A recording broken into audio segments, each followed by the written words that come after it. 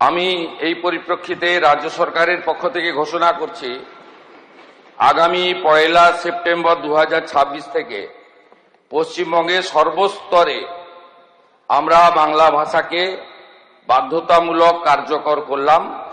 আমাদের সরকারের পক্ষ থেকে এই সময়কালে অনুবাদক বা অন্যান্য যে বিষয় থাকবে সেগুলো করা।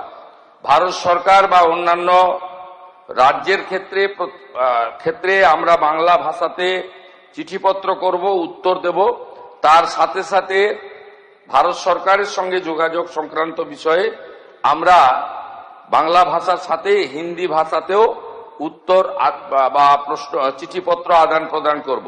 কিন্তু এই রাজ্যে সামগ্রিকভাবে সমস্ত সরকারি ক্ষেত্রে 1/9/2026 থেকে বাংলা ভাষাকে, আমাদের মাতৃভাষাকে আমরা এখানে কার্যকর করার সিদ্ধান্ত গ্রহণ করে মাননীয় কেন্দ্রীয় স্বরাষ্ট্র সমবায় মন্ত্রীর যে